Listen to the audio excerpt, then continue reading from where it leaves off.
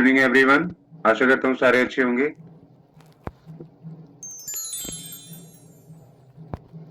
Evening everyone. आशा करता हूँ सारे अच्छे होंगे। लास्ट टाइम जीएसटी पोर्टल पे हम लोगों ने 3B हम लोगों ने कर ली थी। उसके अंदर जीएसटीआर 1 हो गए थे, 2B 3B हो गई थी। आज हम लोग करेंगे ई वे बिल कि हम लोग ई वे बिल कैसे बनाते हैं। ई वे बिल के लिए मैं पहले लॉगिन करके दिखा देता हूँ आपको जीएसटी की साइट पे जब आप लॉगिन करते हैं तो वहां पे जो भी आपके बिल्स 50,000 से ऊपर के होते हैं सेल के, और आपका जो डिस्टेंस है वो 50 किलोमीटर से ज्यादा का है, तब आपको उसके अंदर ई वे बिल बनाना मैंडेटरी है। आपको ई वे बिल वहां पे उसके अंदर बनाना पड़ेगा। ई वे बिल आपको मैंडेटरी इसलिए कि ताकि कोई भी जो गुड्स आप वहां से मूव कर रहे हैं, सेकंड वहां पे लास्ट टाइम जीएसटी पोर्टल पे हम लोगों ने 3B हम लोगों ने कर ली थी। उसके अंदर जीएसटीआर 1 हो गए थे, 2B 3B हो गई थी। आज हम लोग करेंगे ई वे बिल कि हम लोग ई वे बिल कैसे बनाते हैं। ई वे बिल के लिए मैं पहले लॉगिन करके दिखा देता हूँ आपको। कोई किसी का नहीं रहता। आपको जीएसटी की साइट पे जब आप लॉगिन करते हैं तो वहां पे जो भी आपके बिल्स 50,000 से ऊपर के होते हैं सेल के, और आपका जो डिस्टेंस है वो 50 किलोमीटर से ज्यादा का है, तब आपको उसके अंदर ई वे बिल बनाना मैंडेटरी है। आपको ई वे बिल वहां पे उसके अंदर बनाना पड़ेगा। ई वे बिल आपको मैंडेटरी इसलिए कि ताकि कोई भी जो गुड्स आप वहां से मूव कर रहे हैं सेकंड दूसरी लोकेशन के अंदर, तो उसमें वो गुड्स जो ई वे बिल के अंदर आप दिखेंगे या जो भी दिखाएंगे उसके अंदर, उसकी वैल्यू जो है और उसके जो प्राइस है या जो आइटम जो है वो उसी वही चीज होनी चाहिए उस मूवमेंट ट्रक के अंदर या फिर मूवमेंट ट्रांसपोर्ट के अंदर। अगर उसके अंदर कुछ और निकल जाता है तो उस केस में क्या हुआ कि आपके ऊपर इंक्वायरी या फिर डिस्प्यूट बैठ सकता है। ठीक है, ई वे बिल बनाने के लिए मैं आपको दिखा देता हूँ बेसिकली क्या चाहिए होता है। अगर मैं बात करूं अपने रिटर्न की, अगर हम सितंबर की अगर हम रिटर्न भर रहे हैं,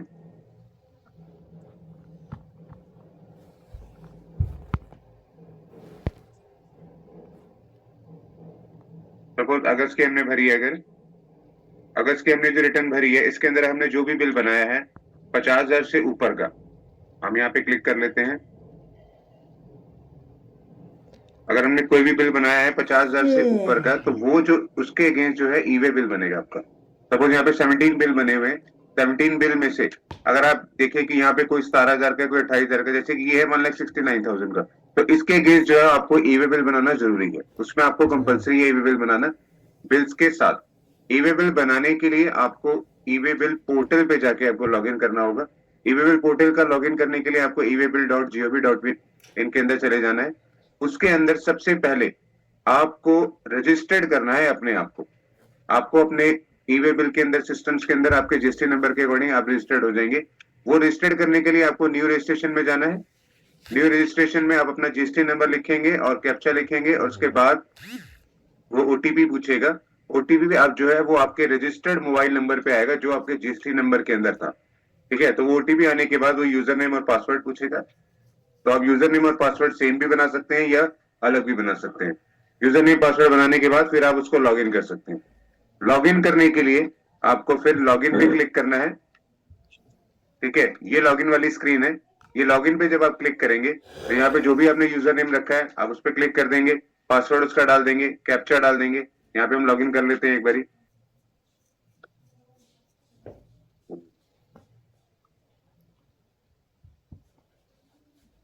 यहाँ पे जब आप लॉगिन करेंगे तो ये ओटीपी भेजेगा एक आपके रजिस्टर्ड मोबाइल नंबर के ऊपर। तो आपने रजिस्टर्ड मोबाइल नंबर पे जो ओटीपी आया है वो यहाँ पे एंटर कर देना है। मैं एक बार देख लेता हूँ। ओके, अभी ओटीपी नहीं आया है तो मैं उसको रीसेंड कर रहा हूँ।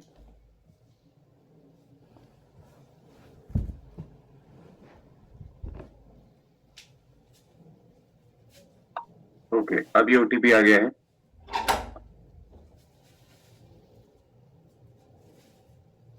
ये ओटीपी डाल के मैं सबमिट करूंगा तो ये हमारा जो है ई वे बिल पोर्टल के ऊपर हमारा लॉगिन हो जाएगा। E way bill portal login जो होता है उसके अंदर देखिए ये सारी चीजें आपको डैशबोर्ड पे दिखाई देंगी। डैशबोर्ड में मैं थोड़ा सा आपको बता देता हूँ कि ये चीजें का बेसिकली क्या स्टेटस है या क्या मतलब है। देखिए, सबसे पहले ई वे बिल जनरेटेड बाय मी, यानी कि जो भी ई वे बिल आपने जनरेट करे हैं तो वो वाली जो लिस्ट है वो आपको यहाँ पे दिखाई दी जाएगी। फिर e way bill cancelled by मी, अगर आपने कोई ई वे बिल बना दिया है और उसको कैंसिल किया है तो वो यहाँ पे दिख जाएंगे आपको। ई वे बिल रिजेक्टेड बाय मी, अगर कोई ई वे बिल आपके अगेंस्ट बनाया गया है और आपने उसको रिजेक्ट करा है ठीक है, तो वो वाला स्टेटस आपको यहाँ पे दिख जाएगा। E way bill generate by other party on my GST number. अगर किसी ने आपके अगेंस्ट ई वे बिल बनाया है, ठीक है, और वो आपको लगता है कि सही है, तो वो वाली डिटेल्स आपको यहाँ पे दिखाई दे जाएगी। फिर है e way bill rejected by other party. अगर आपने कोई ई वे बिल बनाया और अदर पार्टी ने रिजेक्ट कर दिया है, तो यहाँ दिखाई देगी आपको। और फिर e way bill pending for part B updation. ठीक है, ई वे बिल के लिए मैं पहले थोड़ा सा एग्जांपल दे देता हूँ। यहाँ पे सपोज आपने 1 सितंबर को या 1 अक्टूबर को एक बिल बनाया 50,000 रुपए का। ठीक है, तो 50,000 रुपए का जब आपने वो बिल बनाया, तो इसके अगेंस्ट 18% के हिसाब से हम ले लेते हैं। अगर 18% इसका हो जाएगा 9,000 रुपए। टोटल वैल्यू जो हो जाएगी वो हो जाएगी 59,000। तो 50,000 का जो बिल आपने बनाया है हाँ बताएं 1 अक्टूबर को, तो इसके अगेंस्ट आपको ये जरूर चेक कर लेना है कि जो डिस्टेंस है इसका वो 50 किलोमीटर से ऊपर तो नहीं है। अगर 50 किलोमीटर से ऊपर है तब आपको ई वे बिल बनाना पड़ेगा। ठीक है, अगर 50 किलोमीटर से कम है तब आपने उस केस में सेकंड कंडीशन जो चेक करनी है वो चेक करनी है कि कहीं ये 50,000 से ऊपर का तो नहीं है बिल। ठीक है ना, कभी कभी ऐसा होता है कि 50,000 का बिल है, लेकिन उसमें जो डिस्टेंस है, जो उसके डिस्टेंस की वैल्यू जो है वो 50 किलोमीटर कम है। तो उस केस में ऐसा नहीं होगा कि आप ई वे बिल नहीं बनाएंगे, उस केस में भी आपको ई वे बिल बनाना पड़ेगा। ठीक है ना, तो दोनों कंडीशंस आपको इसके अंदर मैच करनी है। फर्स्ट है कि 50 किलोमीटर से अगर ज्यादा है तो उसके अगेंस्ट ई वे बिल बनेगा ही बनेगा। और सेकंड है कि अगर 50,000 से ऊपर की अमाउंट है तो उसके अगेंस्ट आपका ई वे बिल बनेगा ही बनेगा। ठीक है, ये तो है हमारी फर्स्ट कंडीशन। सेकंड कंडीशन ये है कि कभी कभी ऐसा होता है कि एक ही तारीख में हमने 50,000 के 3 बिल बना दिए। ठीक है, सपोज हमने एक बिल और बना दिया यहाँ पे।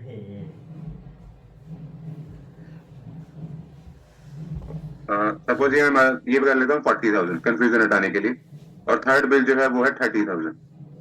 ठीक है, अगर आपने एक ही तारीख में आपने 3 बिल बना दिए हैं अगर, तो उस केस में क्या होगा, फर्स्ट बिल तो एलिजिबल है 50 किलोमीटर के अगेंस्ट और 50,000 वाली लिमिट के अंदर, तो ई वे बिल तो बनेगा ही बनेगा।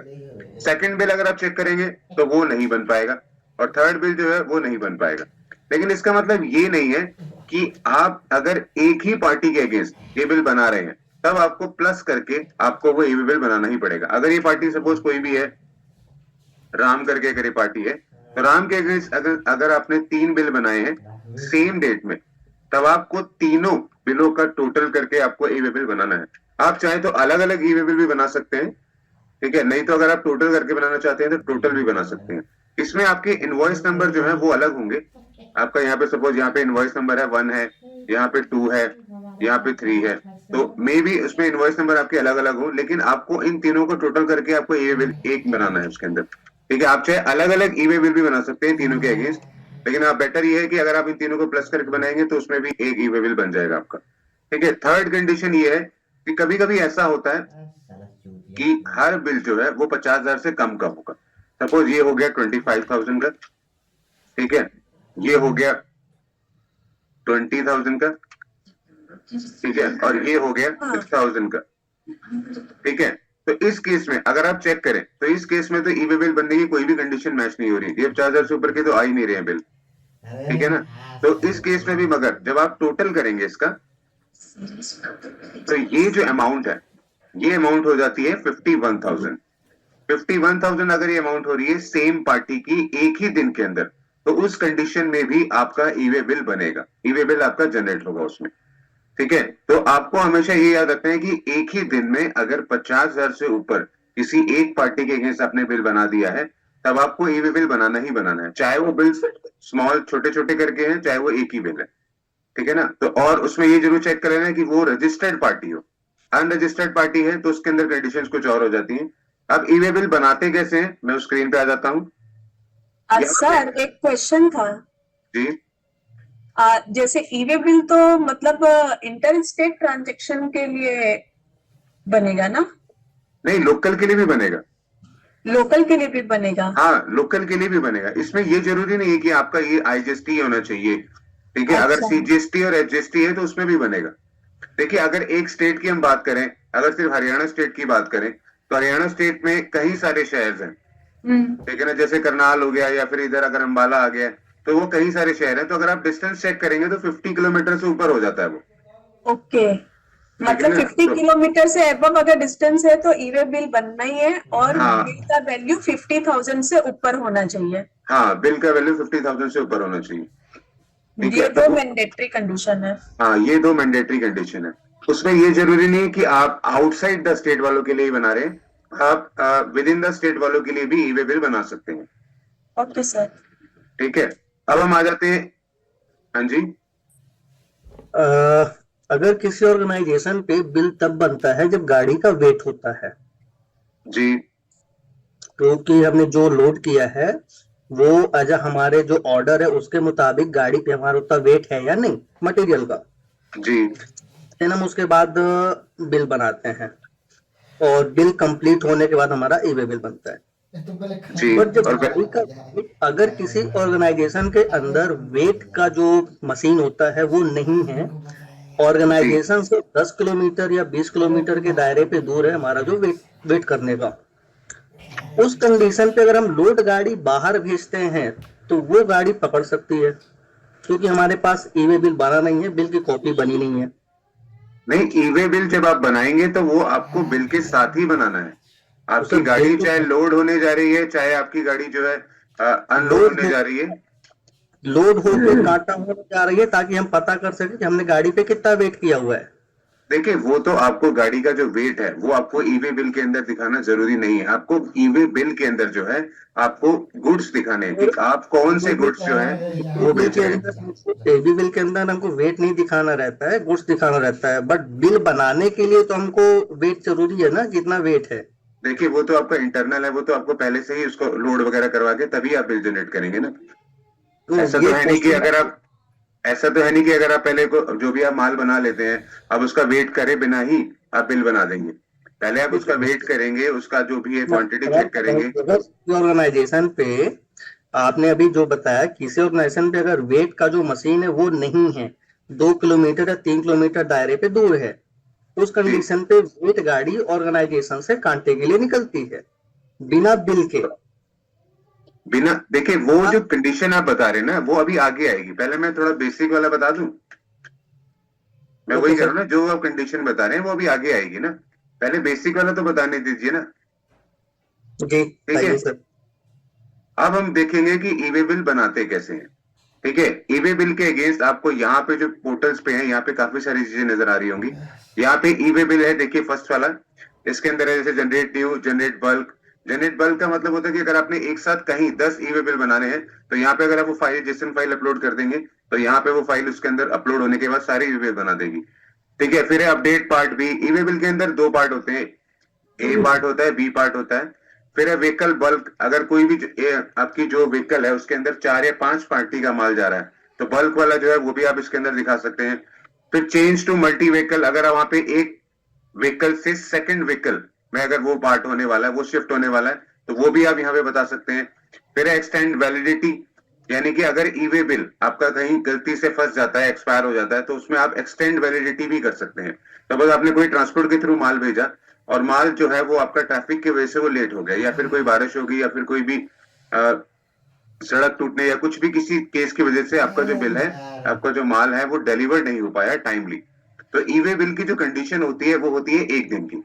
ठीक है, तो वो एक दिन में अंदर आपको अपनी माल, जो गाड़ी का माल है वो आपको मूव करना पड़ेगा अपनी उस ऑर्गेनाइजेशन से।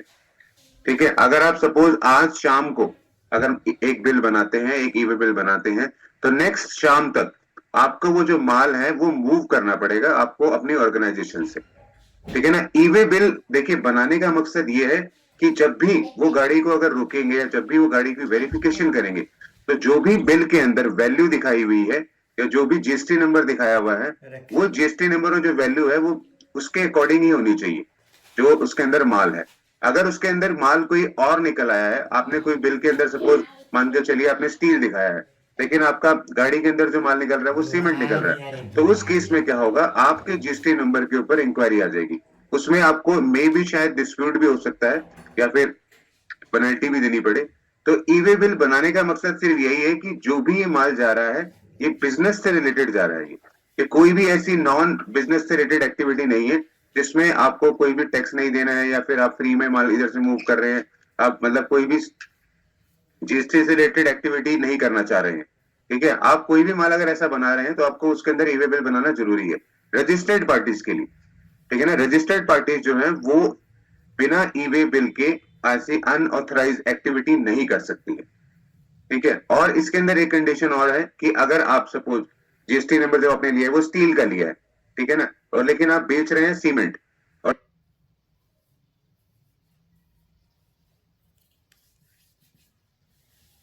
सप्लाई भी जो है आप सीमेंट कर रहे हैं, तो अगर उन्होंने सीमेंट पकड़ लिया, ठीक है ना, और आपने बिल भी सीमेंट का बनाया, लेकिन जब वो जीएसटी नंबर चेक करेंगे तो उसमें लिखा होगा कि नहीं आप तो सिर्फ स्टील बेचते हैं, तो सीमेंट कहां से आ गया, तो उस केस में भी आपके ऊपर पेनल्टी आ जाएगी, आपका जो है जीएसटी नंबर कैंसिल भी हो सकता है या उसके ऊपर इंक्वायरी भी आ जाएगी।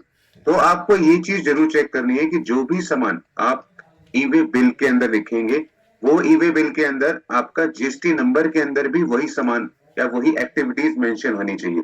अगर आपने कोई और सामान या एक्टिविटी मेंशन करवा दी तो उसमें आपका डिस्प्यूट हो जाएगा। ठीक है, और थर्ड है इसके अंदर कि आप जैसे कोई भी गन्स वगैरह या ड्रग्स जो है ये सब नहीं बेच सकते हैं। कोई भी जैसे आप ऐसी एक्टिविटी जिसकी वजह से देश के अंदर कोई भी अगर प्रॉब्लम आ रही है, या आपने गन्स भी डाल दिए इसके अंदर, या कोई ऐसे बॉम्ब्स डाल दिए, कुछ भी ऐसे डाल दिए, शराब जैसे डाल दी है, तो वो ऐसी चीज नहीं डाल सकते आप उसके अंदर। ठीक है, तो वो चीजें आपको जरूर चेक करनी है। ई वे बिल सिस्टम जो है वो इन्हीं चीजों के लिए बना, इन्हीं चीजों को चेक करने के लिए बना। इसमें हम आगे आ जाते हैं, फिर अपडेट है ई वे बिल ट्रांसपोर्टर। अगर ट्रांसपोर्टर का नाम अगर आपने चेंज करना है तो यहाँ पे कर सकते हैं, वो ई वे बिल ट्रांसलेशन बल्क, यहाँ पे भी बल्क में अगर करना है तो बल्क में हो जाएगा। कैंसिल करना है अगर आपने ई वे बिल तो कैंसिल यहाँ से हो जाएगा। ये फिर है प्रिंट, और ये है e way bill for gold. ये गोल्ड वाला जो है ये बाद में बताऊंगा मैं, पहले हम देख लेते हैं कि ई वे बिल बनता कैसे। देखिए यहाँ पे क्लिक हो जाएगा जनरेट न्यू में, जनरेट न्यू पे हम क्लिक करेंगे तो यहाँ पे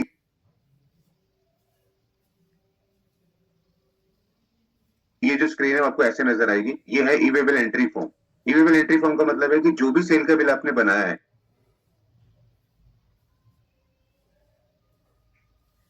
क्षेत्र बात हो गई।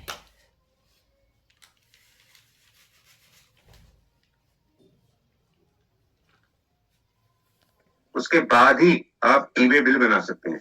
आप सोचे कि हम ई वे बिल पहले बना दे और सेल का बिल ना बनाए, तो ऐसा नहीं हो सकता। ठीक है ना, अगर आपने सेल का बिल बना लिया है, फाइनल हो गया है, आपका गाड़ी जो है मूव करने लगी है आपकी डेस्टिनेशन से उस पार्टी के पास जहाँ पे वो माल पहुंचाना है या फिर जहाँ पे वो माल सेल करा है आपने, तब आप उस केस में क्या है साथ में ई वे बिल भी अटैच करेंगे। ई वे बिल अटैच करने के लिए यहाँ पे कंडीशन है फर्स्ट आउटवर्ड, सेकंड है इनवर्ड। ठीक है, आउटवर्ड और इनवर्ड में फर्क ये है कि आउटवर्ड मतलब आपका माल जो है वो बाहर जा रहा है, ठीक है, और इनवर्ड का मतलब ये है कि आपका जो माल है वो आपके पास वापस आ रहा है। सपोज आपने कोई भी एक पार्टी को माल बेच दिया, तो लेकिन वो पार्टी ने रिजेक्ट कर दिया वो माल, तो माल जब आपके पास वापस आएगा तो आप इनवर्ड वाला ई वे बिल भी उसके अंदर बना सकते हैं कि हाँ ये माल हमारे पास रिटर्न हुआ था, यही माल हमारे पास वापस आ रहा है। ठीक है, तो यहाँ पे फर्स्ट वाला जो बेसिक 80% यूज होता है वो होता है आउटवर्ड वाला। आउटवर्ड पे यहाँ पे क्लिक करना है सप्लाई टाइप के अंदर, फिर सब टाइप। सब टाइप जो होता है यहाँ पे देखिए काफी सारी चीजें आ रही हैं। ठीक है, यहाँ पे इन चीजों का मतलब ये है कि आप जिस पर्पज से आप ई वे बिल बना रहे हैं या फिर जो भी आपका माल है वो जो मूव हो रहा है वो किस पर्पज से हो रहा है वो आपने यहाँ पे बताना है। देखिए फर्स्ट है सप्लाई। सप्लाई तो बेसिकली नॉर्मल जो सप्लाई आप करेंगे, कोई भी आपने माल बनाया है किसी पार्टी को भेजना है तो उसके अंदर अगर 50 किलोमीटर की कंडीशन है या 50,000 से ऊपर की कंडीशन है तो उसमें आपने सप्लाई क्लिक करना है। सेकंड है एक्सपोर्ट। अगर आप एक्सपोर्ट करने वाले हो उस माल को तो जो भी डॉक तक वो माल जाएगा, तो डॉक तक माल जब जाता है तो डॉक तक आपके पास जो एड्रेस जो होगा वो एग्जैक्टली वो नहीं होता है। ठीक है, जो भी पार्टी का एड्रेस नहीं होगा उसके अंदर जीएसटी नंबर आपको नहीं मिलेगा। तो यहाँ पे इसलिए एक्सपोर्ट की ऑप्शन दी है। तो एक्सपोर्ट में क्या होता है कि माल आपके गोडाउन से मूव करेगा और जो एक्सपोर्ट जो भी आपका जो डॉक है जहाँ से आपको माल आगे मूव करना है किसी और कंट्री के अंदर, वो जो बिल बनेगा ई वे बिल वो वहां आपके एड्रेस से लेके डॉक तक का बनता है।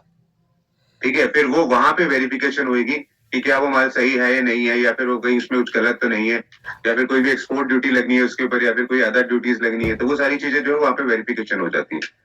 ठीक है, फिर है थर्ड जॉब वर्क। कभी कभी ऐसा होता है कि कुछ माल जो है हमारे पास आते हैं सिर्फ उसकी रिपेयर करने के लिए या फिर उसके ऊपर थोड़ी सी मॉडिफिकेशन करने के लिए। हम उसको मैन्युफैक्चर नहीं करते, हम उसको मतलब कुछ भी ऐसा कोई नई चीज नहीं बनाते हैं उसमें, ठीक है। वो हम लोग सिर्फ उसके अंदर मॉडिफिकेशन करते हैं या फिर कुछ चेंजेस करते हैं। सपोज एक किसी पार्टी ने एक कोई भी जैसे कि बल्ब बनाया या फिर कोई भी इलेक्ट्रिसिटी का कोई सामान बनाया, सिर्फ उसके अंदर वायरिंग जो थी वो आपने करनी थी या फिर वायरिंग जो है वो टेस्ट करनी थी।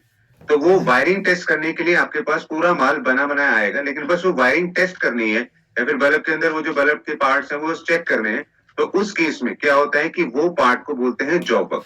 उसमें आपने बल्ब नहीं बनाया, आपने जो है इलेक्ट्रिसिटी का सामान नहीं बनाया, बनाया तो जेन्युइन पार्टी नहीं है, फर्स्ट पार्टी नहीं बनाया वो, ठीक है। आपने जो उसके ऊपर काम करा है बस उसके ऊपर आपने पेंट किया है या फिर आपने उसको टेस्ट किया है या फिर आपने उसको चेक किया है कि सारा कुछ ठीक है या नहीं है, ठीक है। तो वो सेम माल जब आपके पास रिसीव होता है तो वो जॉब वर्क के अगेंस्ट होता है, और जब आप उसको वापस भेजते हैं तब भी आप जो बिल बनता है उसके अंदर वो जॉब वर्क का बनता है, वहां पे सप्लाई का बिल नहीं बनता है, ठीक है।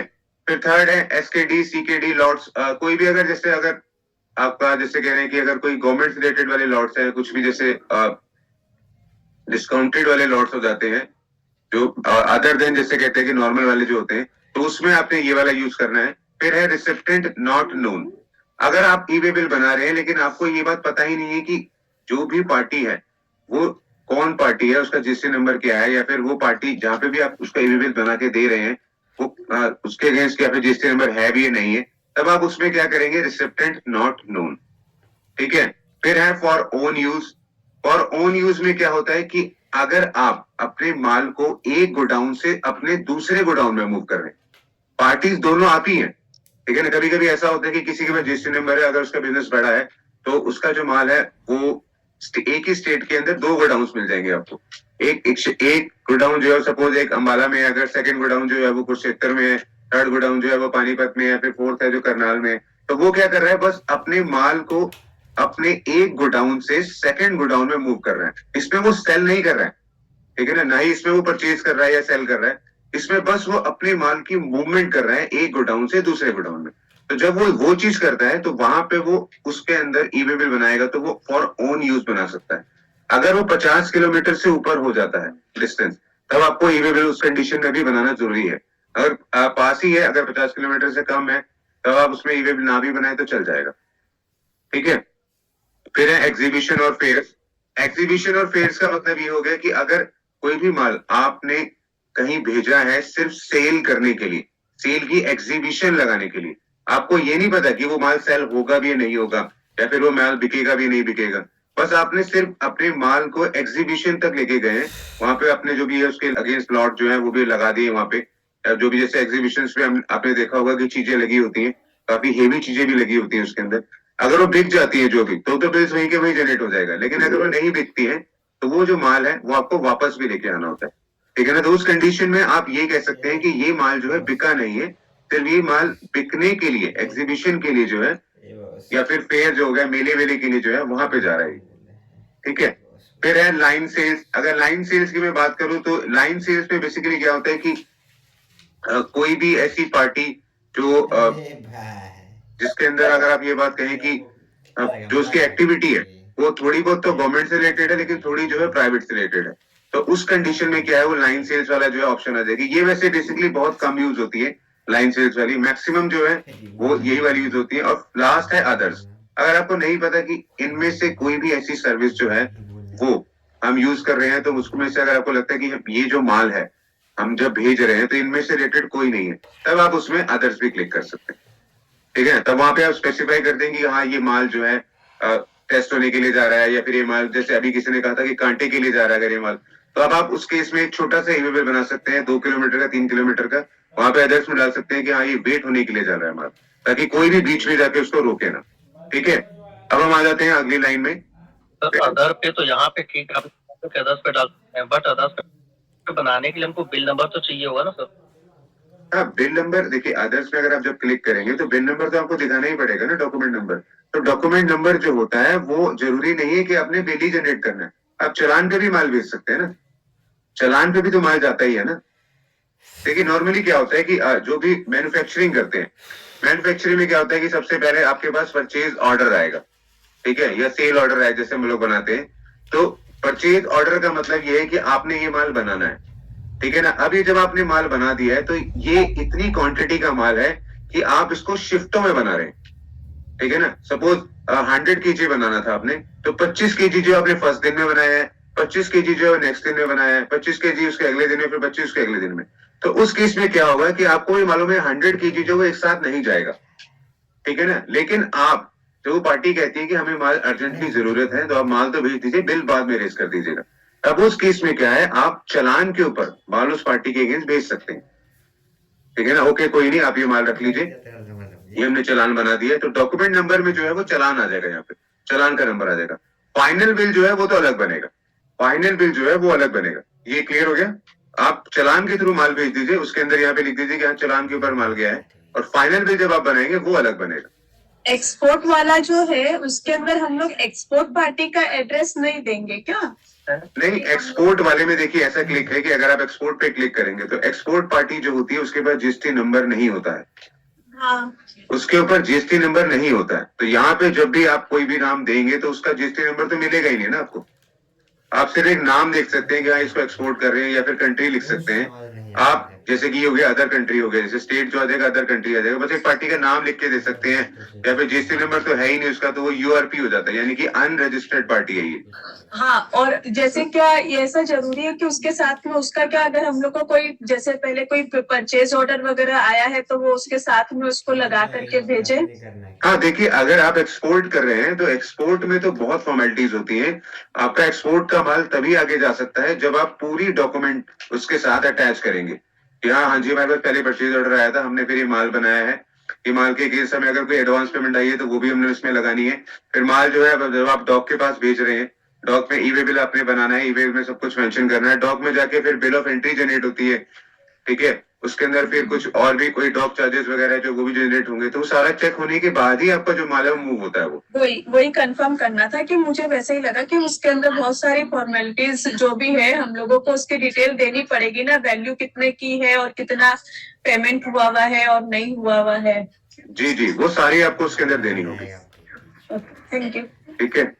इसके बाद क्या होगा, अगर आपको नहीं क्लियर है कि इनमें से कौन है तो अदर्स भी ले सकते हैं। नॉर्मली जो 80% वाले जो होते हैं वो सप्लाई पे क्लिक करते हैं, ठीक है। सप्लाई पे क्लिक करने के बाद यहाँ पे डॉक्यूमेंट टाइप जो है वो टैक्स इनवॉइस है या बिल्स ऑफ सप्लाई है, ठीक है। तो यहाँ पे आपका टैक्स इनवॉइस आ जाएगा, ठीक है। बिल्स ऑफ सप्लाई भी आप लिख सकते हैं कि अगर आपने कोई भी सप्लाई करी है, लेकिन वो जो है ऐसी सप्लाई है कि जिसके अंदर मतलब आप गुड्स वगैरह जो है वो नहीं दिखा रहे हैं, या फिर कोई भी सर्विस वाला जो है वो वाली वैसी वाली चीज दिखा रहे हैं उसके अंदर, तब आप उसमें वो बिल्स ऑफ सप्लाई भी कह सकते हैं, ठीक है। लेकिन मैक्सिमम जो होता है वो टैक्स इनवॉइस से बनता है।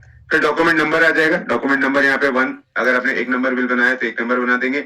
अगर आपने 10 बिलों का एक साथ ई-वे बिल बनाना है, यानी कि जैसे कि मैंने यहाँ पे दिखाया था, यहाँ पे छोटे छोटे बिल्स थे, लेकिन अगर एक दिन में इसको हम कैलकुलेट करें तो वो 51,000 हो जाता है वो, ठीक है। तो 51,000 में क्या है कि यहाँ पे 3 बिल आ रहे हैं, तो अगर आप यहाँ पे 1 2 3 लिखेंगे तो आपका जो बिल नंबर है वो कुछ इस तरह दिखाई देने लग जाएगा, ठीक है। तो आपको 1 2 3 नहीं लिखना है, आपको क्या करना है, मे भी शायद आप इसको हाइफन डाल के लिख लीजिए, ठीक है, या फिर आप इसको स्लैश डाल के लिख लीजिए, या फिर आप सिर्फ 1 से लेके 3 तक लिख लीजिए, ठीक है। तो ये थोड़ा सा कॉम्प्लिकेटेड जरूर हो जाता है, लेकिन इसमें आप ये चीज बता सकते हैं कि हाँ ये 3 बिल है, 1 से लेके 3 बिल तक है। 1 नंबर हो गया, सेकंड नंबर 2 हो गया, थर्ड नंबर वाला जो होगा 3 हो गया वो, ठीक है। फिर डॉक्यूमेंट डेट, अगर आपने जिस डॉक्यूमेंट डेट में बनाना है वो डॉक्यूमेंट डेट आपने यहाँ पे डालनी है। देखिए डॉक्यूमेंट डेट जो होती है वो आपकी हमेशा करंट डेट यूज होती है, ठीक है। अगर आप इस पे क्लिक करेंगे तो आप यहाँ पे 8 तारीख का बिल जो है वो नहीं बना सकते, जैसे कि यहाँ 7 तारीख है तो 7 तारीख का तो आप बना सकते हैं, ठीक है ना। 8 तारीख का जो बिल है वो नहीं बना सकते। पुरानी डेट का भी आप बना सकते हैं, अगर कोई इनके डिस्प्यूट हो गया या फिर कोई माल गाड़ी जो है वो अटक गई है या फिर भूल गए तो उसका भी आप बना सकते हैं। लेकिन मैक्सिमम जो होता है वो राइट प्रोसीजर जो है वो आपको करंट डेट का बनाना है। अगर आपने आज पुराना जो बनाना है वो कितना पुराना बनाना, नया जो बनाना, मैं वही कर रहा हूँ। अगर आपने हमने जो बोला ना कि पुराना जो गाड़ी अटक गया आपको से, उसके हिसाब से कितना पुराना डेट मुझे मैं बना सकता हूँ। देखिए एक दिन ही मैक्सिमम, वैसे तो एक ही दिन होता है, इसके अंदर दिखा काफी डेट्स रही है, लेकिन मैक्सिमम जो होता है वो एक ही दिन होता है, एक दिन पुराना आप बना सकते हैं बस, ठीक है। वो आपको कंडीशन फिर जो है वो दूसरी वाली है, उसके अंदर क्या होता है कि एक्सटेंड वैलिडिटी आता है एक बटन, वो एक्सटेंड वैलिडिटी में जाके फिर आप उसका बिल जो है उसकी वैलिडिटी बढ़ा सकते हैं।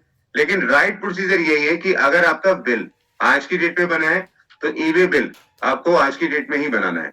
राइट प्रोसीजर यही है, ठीक है। सर यहाँ पे ये है, रायपुर का नहीं याद। मैंने बिल जनरेट कर दिया, बट सामने वाली पार्टी ने अगर मेरा मटेरियल होल्ड पे कर दिया कि आज मेरा मटेरियल मत दीजिए आप जी। स्टेप पे 2-3 दिन बाद मैं आपको कंफर्म करके आपको बता देता हूँ, तो आप डिस्कस करवा दीजिएगा। जी कंडीशन पे क्या मैं बिल की डेट चेंज करूंगा, क्योंकि ई वे बिल तो करंट डेट लेगा, जी जी, आपको बिल की डेट चेंज करनी पड़ेगी फिर। और अगर मैंने उसकी ई इनवॉइस कर दी है तो मुझे कैंसिल करनी पड़ेगी ई हाँ, इनवॉइस। उसको कैंसिल करना पड़ेगा आपको। तो मैं वापस जिस डेट पे ई वे बिल बनाऊंगा उस डेट का मुझे बिल जनरेट करना पड़ेगा। जी देखिए, मैं वही कह रहा हूँ ना कि आप जब भी बिल बनाने लगते हैं तो आप पार्टी से तो पूछेंगे ना कि हम आपका माल भेज रहे हैं, तो वो आपके पास माल आ रहा है या नहीं आ रहा है, या फिर आप अवेलेबल है या नहीं है। देखिए ये इंटरनल प्रोसेस है। इंटरनल प्रोसेस जो है वो तो पहले से ही सब कुछ क्लियर हो गई, आगे तभी तो माल निकलेगा ना। अगर आप संडे के दिन आप भेज रहे हैं माल, संडे उस दिन बंद होता है उनका, लेकिन आप संडे के दिन ओवर टाइम कर रहे हैं या फिर कुछ भी कर रहे हैं, आप वर्किंग कर रहे हैं, तो आप अगर संडे के दिन उनके अंदर माल भेज रहे हैं तो उनके पास तो पहुंचेगा ही नहीं वो। तो आप पहले ये बात तो कंफर्म करेंगे ना कि हमने माल बना दिया, हम आज भेजें या कल भेजें। तो in that condition, is it possible we can extend the date of e-way bill? हाँ, ई वे बिल की डेट एक्सटेंड कर सकते हैं, लेकिन अगर माल आपके पास खड़ा ही मतलब आपकी फैक्ट्री में है, आपने ई वे बिल बना दिया, मूव ही नहीं हुआ है वो, करोगे तुम? तो उस केस में क्या आप एक्सटेंड करोगे वैलिडिटी? आपको तो कैंसिल ही करना पड़ेगा ना फिर। ओके, अगर e-way bill माल तो- चला जाता है तब हम उसकी एक डेट एक्सटेंड कर सकते हैं। हाँ, अगर माल रास्ते में है और वो पहुंच नहीं पाया है टाइम पे, तब आप उसको Okay. एक्सटेंड कर सकते हैं वो। Okay, thank you. जी देखिए, मैं यही कह रहा हूँ कि राइट प्रोसीजर यही है कि जिस दिन आप माल बनाते हैं और जिस दिन आपने बिल बनाया है, अगर ईवी बिल भी आप उसी दिन बनाए तो आपका रिकॉर्ड जो है वो सारा एग्जैक्ट बिल्कुल राइटली तरीके से चलेगा।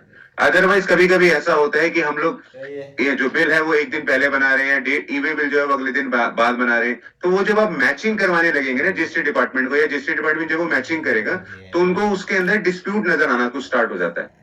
तो वो उस केस में क्या होता है कि उसमें इंक्वायरी भी बैठ सकती है आपके ऊपर, और आपको फिर सारी चीजें उनको डिटेल में बना के उनको देनी पड़ेगी कि हाँ ये माल ऐसे बना था, ये बिल ऐसे बना था, ये बिल लेकिन नेक्स्ट दिन बना है।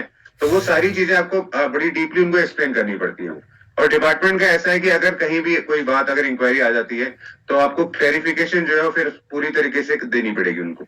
अब ऐसा नहीं है कि आप आधी क्लैरिफिकेशन देते हो और वो मान जाए, ठीक है।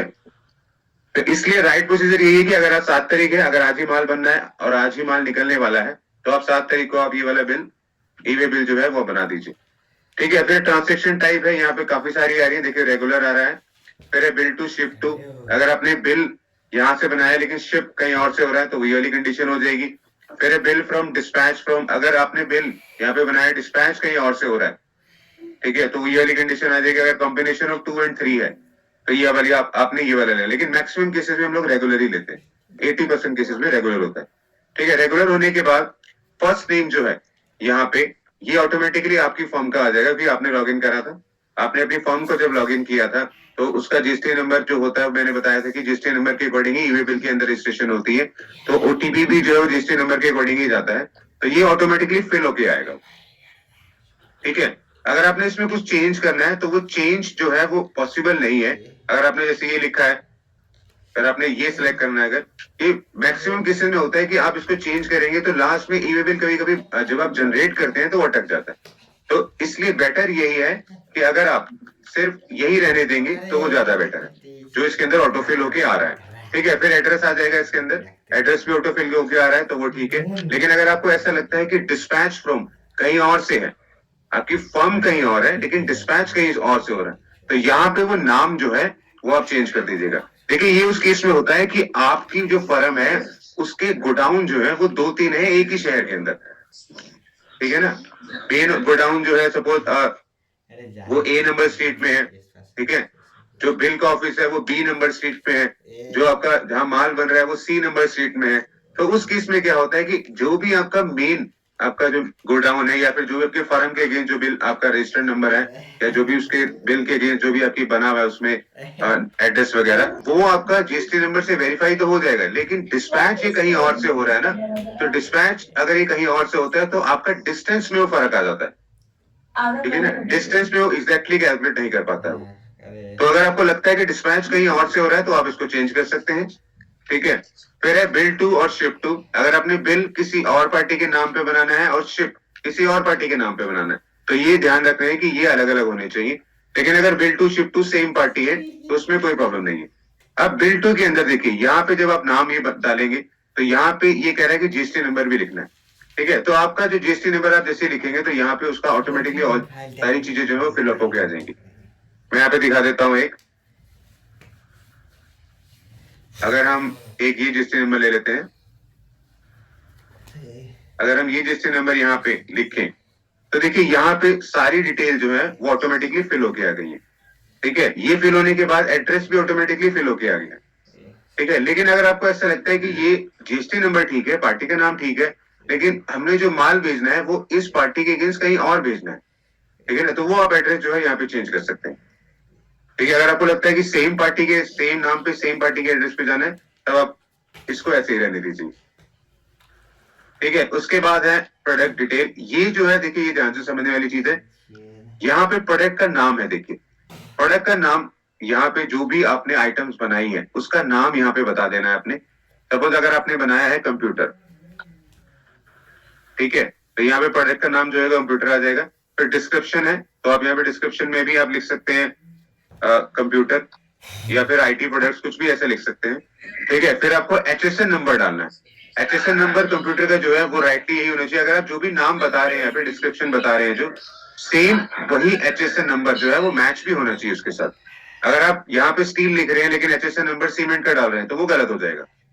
ठीक है, तो जो भी देखिए, ये वैसे डिटेल जो है वो आपके बिल से रिलेटेड होती है। अगर आपने बिल बना दिया है तो बिल तो आपने राइटली बनाया होगा ना, तो अगर आप वही वाली चीजें यहाँ पे फिल करेंगे तो वो बेटर हो जाएगा आपके लिए। लेकिन अगर आप मैनुअली वो चीजों को फिल कर रहे हैं या फिर आपको क्लियर नहीं हो पा रही है चीजें, तो आप एक बार उसको डबल वेरीफाई जरूर कर लीजिएगा, कहीं आप गलती ना कर दें उसके अंदर लिखते हैं। ठीक है, तो अगर हम कंप्यूटर का एचएसएन देखें तो कंप्यूटर का एचएसएन जो है वो है 8471। ठीक है ना, अगर हम पूरा देखें तो 847130। ठीक है, तो जो भी आप कर रहे हैं तो वो अपने जो एचएसएन नंबर है वो सही में लेना है, सही लेना है, मतलब वो आपने 8471 हम ले लेते हैं यहाँ पे, वो जो भी है डिफाइन भी हो जाएगा कंप्यूटर से रिलेटेड वाली एक्टिविटी। फिर है क्वांटिटी। क्वांटिटी अगर आपने 1 बनाई है तो 1 लिख दीजिए, अगर आपने 100 बनाई है तो 100 लिख दीजिए। फिर है यूनिट। यूनिट आपने जिस यूनिट में बनाई है, पीसेस में बनाई है तो पीसेस लिख दीजिए, डजन में बनाई है डजन लिख दीजिए। अगर आपने केजी में बनाई है या फिर मिलीमीटर या लीटर्स वाला जो प्रोडक्ट्स है वो चल रहे हैं तो वो यूनिट जो है उसके अकॉर्डिंग यहाँ पे आ जाएगी। हमने ये पीसेस में बनाई है तो हम ये पीसेस लिख रहे हैं। फिर है टैक्सेबल वैल्यू। ठीक है, टैक्सेबल वैल्यू फिर से मैं आपको वही बता रहा हूँ कि टैक्सेबल वैल्यू जो होती है वो अलग होती है, टैक्स की वैल्यू जो होती है वो अलग होती है। देखिए यहाँ पे अगर मैं चेक करूँ तो 25,000 रुपए की थी टैक्सेबल वैल्यू। ठीक है, टैक्सेबल वैल्यू जो है यहाँ पे वो 25,000 की है। क्वांटिटी जो है आपकी वो है 1। ठीक है, रेट आपका जो है वो सेम ही हो जाएगा। अगर मैं रेट का एक कॉलम बना दूं यहाँ पे, अरे ब्याह सगाई करना है टीचर, यहाँ पे अगर मैं रेट का बना दूं तो वो भी यही हो गया 25,000 रुपए। ठीक है, तो आपकी टैक्सेबल वैल्यू जो है वो तो आपकी यही होगी ना, क्वांटिटी, और ये है रेट, ये है क्वांटिटी और ये है आपकी टैक्सेबल। तो रेट को जब आप क्वांटिटी से मल्टीप्लाई करेंगे तो टैक्सेबल वैल्यू आ जाएगी आपकी। तो टैक्सेबल वैल्यू जो है वो आपने यहाँ पे लिख देनी है, उसमें टैक्स नहीं इंक्लूड होगा। ठीक है, उसके अंदर टैक्स नहीं इंक्लूड होगा। देखिए टैक्सेबल वैल्यू जब आपने यहाँ पे लिखी 25,000 रुपए, तो यहाँ पे सीजीएसटी प्लस एचजीएसटी वाला रेट आ गया है। तो यानी कि जो भी रेट आप देंगे वो टोटल रेट देंगे सीजीएसटी और एचजीएसटी वाला। अगर आपने 18% लगाया है तो आप 9+9 लिखेंगे। अगर आपने 12% लगाया तो 6+6 लिखेंगे। अगर उस पर लगना ही नहीं है कोई भी तो 0+0 हो जाएगा। अगर कोई भी डिस्काउंटेड वाले रेट्स हैं अगर वो वाले लगने हैं तो वो आप उसके अंदर वो अप्लाई कर देंगे। ठीक है, तो बेसिकली जो नॉर्मली यूज होता है वो 9+9 हो गया, तो आपने ये वाला ले लेना है। ठीक है, इसमें आईजीएसटी वाला जो कॉलम है वो हाइड हुआ हुआ है। देखिए ये हाइड इसलिए हुआ हुआ है कि जब हमने ये जीएसटी नंबर डाला था तो ये जीएसटी नंबर और ये जीएसटी नंबर सेम स्टेट का है, तो सेम स्टेट में आईजीएसटी नहीं लगता है, सेम स्टेट में सीजीएसटी और एचजीएसटी लगता है। ठीक है ना, तो इसीलिए आईजीएसटी वाला जो कॉलम है वो हाइड हो गया इसके अंदर।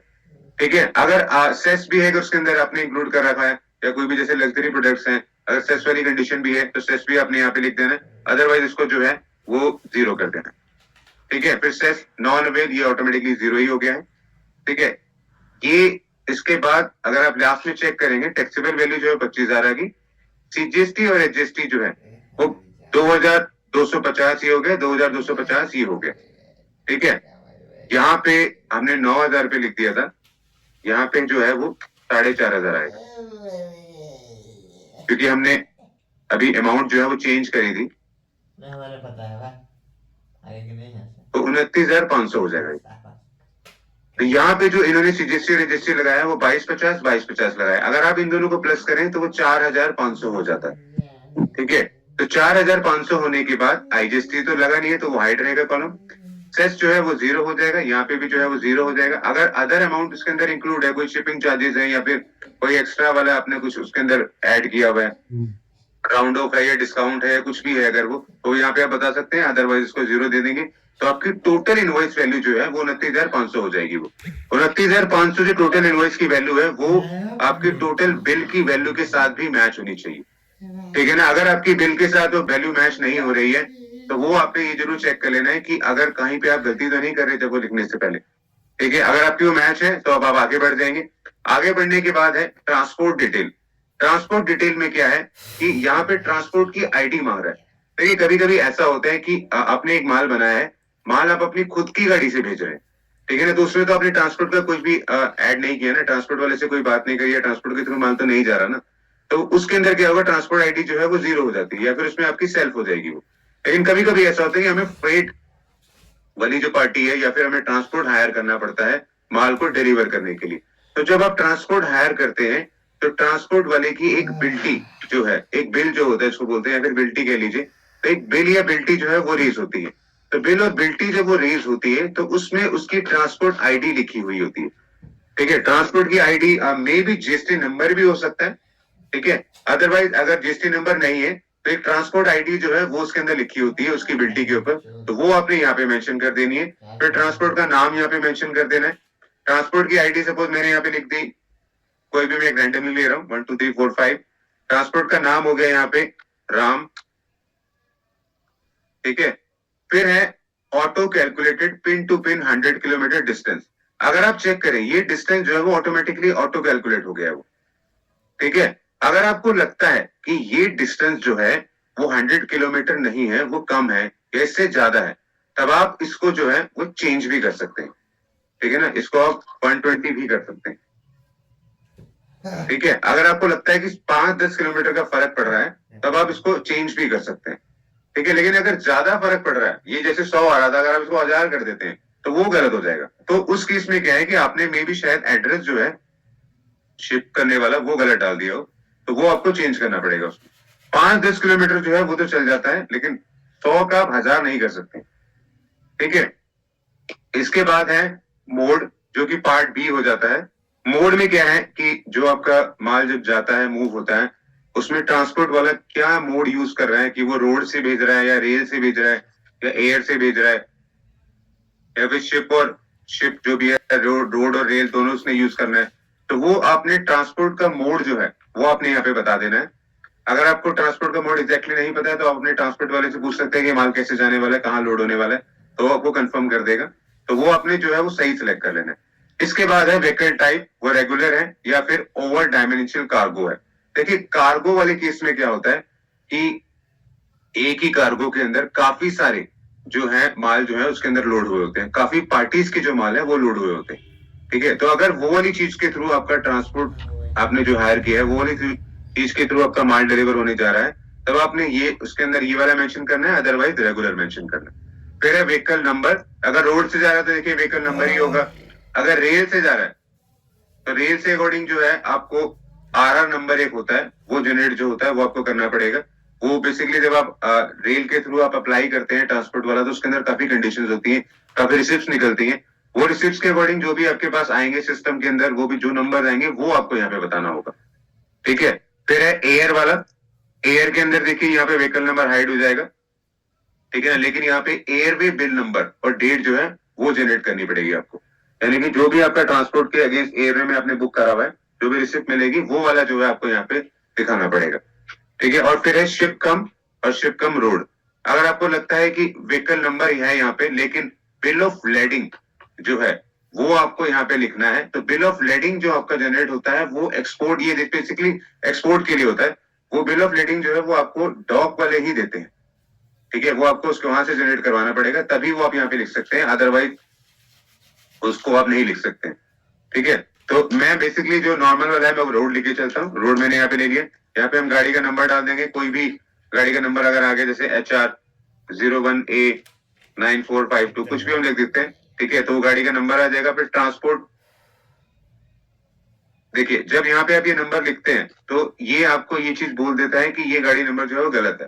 तो गाड़ी नंबर जो भी आप लिखेंगे वो सही लिखेंगे। अगर आप गलत लिख देते हैं तो उसमें क्या होगा कि आपका जो ईवे बिल है वो रिजेक्ट हो जाएगा, वो जनरेट नहीं होगा, ठीक है। तो मैंने अभी रेंडमली लिखा था तो इसलिए ऑप्शन आ रही है। अगर आपको लगता है कि इसको एडिट करना है तो आप इसको एडिट कर लीजिएगा, ठीक है। फिर ट्रांसपोर्ट डॉक नंबर और डेट आ जाएगा। जो बिल्टी आपके पास आई है वो बिल्टी जो है उसके ऊपर जो बिल्टी का नंबर है और जो डेट है वो आपने यहाँ पे मेंशन कर देंगे। यहाँ पे मेंशन करने के बाद यहाँ पे सारी चीजों को आपने वेरीफाई कर लेना है। वेरीफाई करने के बाद आप इसको सबमिट कर देंगे। अगर आपने पहले प्रीव्यू देखना है तो आप प्रीव्यू भी देख सकते हैं। प्रीव्यू में क्या है, ये आपके पास इंफॉर्मेशन जो सारी इस तरह से आ जाएगी। यहाँ पे आप सारी चीजों को डबल चेक कर लीजिए कि हाँ ये ठीक है या नहीं है, या कुछ गलत तो नहीं है। अगर आपको लगता है कि ये बिल्कुल ठीक है तब आप इसको सबमिट कर दीजिएगा, ठीक है ना। अगर आप सबमिट जैसे आप करेंगे तो आपका ईवे बिल जनरेट हो जाएगा और उसको आप प्रिंट कर लीजिएगा। अब इसके अंदर एक कंडीशन और है आगे चलने से पहले, कि ईवे बिल जब हम ये बनाते हैं तो बाकी सारी चीजें तो ठीक होगी। कभी कभी ऐसा नहीं है कि एक ही क्वांटिटी होगी, कभी कभी एक ही बिल के अंदर 10 या 20 क्वांटिटीज हो जाती है, और 10 या 20 क्वांटिटीज जो है वो अलग अलग हो जाती है, ठीक है। अगर सपोज मैं इसी में फिर से आता हूं एग्जांपल में, ये था हमारा जो कहते हैं जिसको कंप्यूटर, ठीक है। ये हमारा है कंप्यूटर। ये जो हमारा है वो सपोज यूपीएस हो गया, ठीक है। ये जो हमारा है ये हमारा हो गया कीबोर्ड या माउस हो गया, ठीक है। तो ये सारी चीजें जो है ये अलग अलग चीजें हैं, ठीक है। तो इन चीजों को अगर आपने 3 अलग अलग दिखा रखा है बिल के अंदर, ठीक है, तब आपको ईवे बिल में भी आपको वो अलग अलग ही दिखाना पड़ेगा। आपको उन कंडीशंस को ऐड करना पड़ेगा। तो यहाँ पे ऐड करने के लिए इस पे बटन पे जाएंगे तो ये नई कंडीशन जो है वो यहाँ पे ऐड हो जाएगी। तो यहाँ पे आप लिख सकते हैं कोई भी, अगर लिख सकते हैं यूपीएस हो गया, ठीक है, यूपीएस हो गया। फिर उसका एचएसएन नंबर आप डाल देंगे यूपीएस का। यूपीएस का एचएसएन नंबर भी मुझे लग रहा है वही होगा।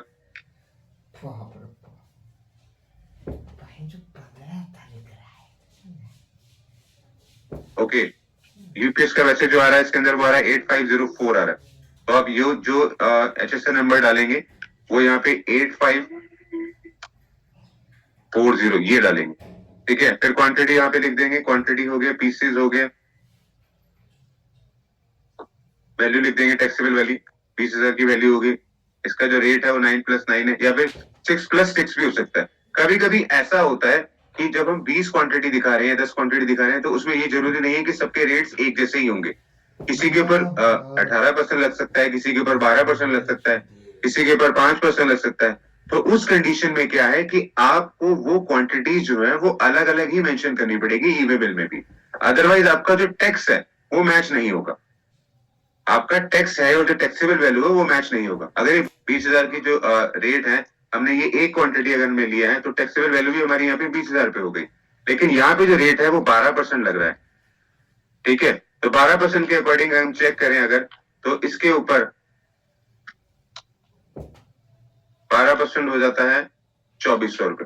तो आपकी टोटल इनवॉइस वैल्यू कितनी हो जाएगी, टैक्सेबल वैल्यू प्लस टैक्स, तो यानी कि 22,400। अगर आप टोटल इनवॉइस वैल्यू चेक करेंगे तो वो हो जाएगी आपकी 51,900, ठीक है। तो यहाँ पे जब आप 6+6 कर रहे हैं ये आपका 0 ही हो गया, ठीक है। तो यहाँ पे जब आप चेक करेंगे तो ये लास्ट में जो total taxable value GST value आ रही है वो आपका टैक्स जो है और टैक्सेबल वैल्यू जो है वो अपनी मैच कर लेना, और टोटल इनवॉइस वैल्यू यहाँ पे आ रही है वो 51,900 आ रही है।